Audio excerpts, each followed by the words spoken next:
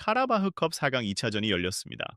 토트넘은 리버풀 원정 경기를 떠나게 되고 반대편에선 아스날이 뉴캐슬 원정을 떠나게 되는 일정인데 뉴캐슬 아스날전이 먼저 열리게 되었습니다. 아스날은 최근 맨시티를 상대로 5골을 넣으면서 제대로 상승세를 타게 되었고 리그에서도 단독 2위를 달리고 있습니다.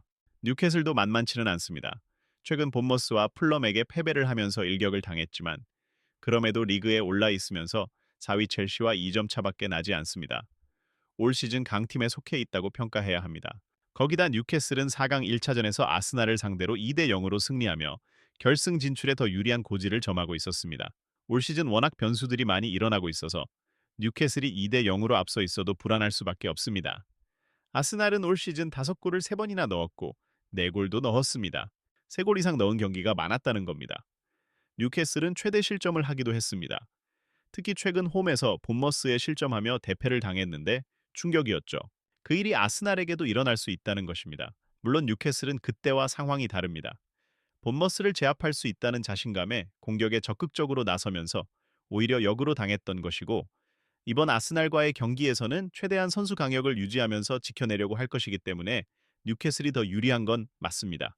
양 팀은 올 시즌 리그에서도 맞붙었는데 뉴캐슬이 1대 0으로 승리했습니다.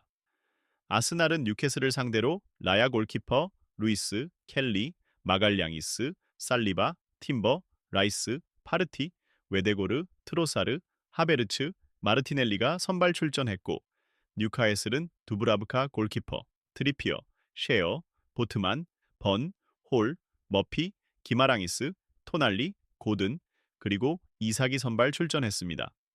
뉴카에슬은 대놓고 3명의 센터백을 내세웠습니다. 지키면 된다는 입장이었죠. 그리고 역습에 초점을 맞췄습니다. 경기가 시작되고 경기 3분 만에 이삭의 골이 나왔습니다.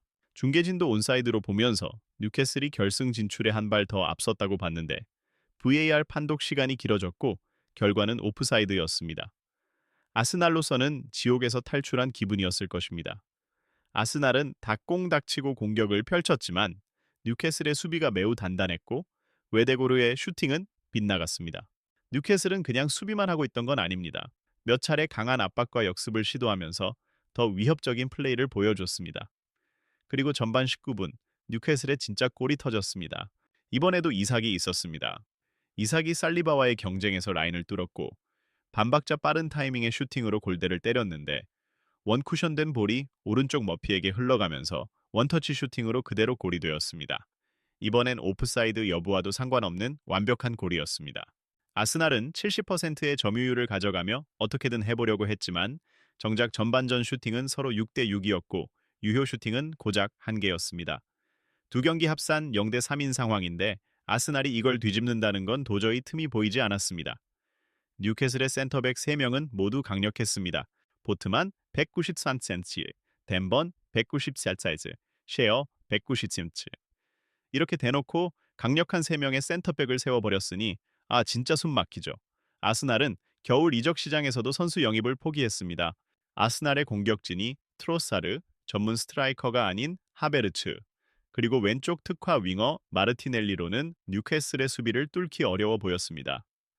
오히려 미드필더에서 앞서 있었기 때문에 이 선에서 승부를 보려고 했겠죠. 아스날은 초반에 웨데고르가 나가면서 바로 실점을 했는데 그건 1차전 때와 똑같았습니다. 후반이 시작되자 뉴캐슬은 후반 6분 만에 추가골을 터뜨렸습니다. 아스날이 아무리 공격하려고 해도 통하지 않았고 살리바는 또 한 번 바보 같은 실수를 했으며 결국 뉴캐슬의 강한 압박 한 방에 라야 골키퍼의 판단 미스까지 겹치면서 고든이 추가골을 넣었습니다. 이러면 4점 차가 되었고 사실상 경기 종료라고 봐야 합니다. 역시 강팀은 수비가 강해야 우승할 수 있다는 말이 맞는 것 같습니다. 뉴캐슬의 전술이 완벽하게 통했습니다.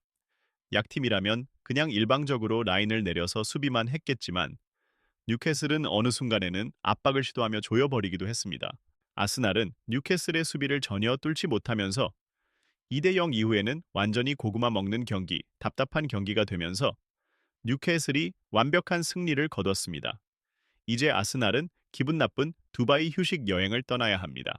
아스날은 사실상 이번 시즌도 우승 실패로 끝날 가능성이 큽니다. 이미 FA컵 탈락, 리그에서는 만년 2위, 챔피언스리그 우승은 아스날 팬들조차 기대하지 않습니다. 이렇게 되면서 뉴캐슬이 최종 결승에 오르게 되었습니다. 결승전이 열리는 루블리 스타디움에 먼저 가게 되는 팀은 뉴캐슬입니다. 이제 토트넘 대 리버풀 경기입니다. 1차전에서 승리한 팀이 결승에도 올라간 만큼 토트넘과 리버풀의 경기에서도 같은 일이 벌어진다면 얼마나 좋을까요? 하지만 뉴캐슬과 다른 점은 토트넘은 1차전에서 승리했지만 이제 지옥의 안필드에서 살아남아야 한다는 것입니다.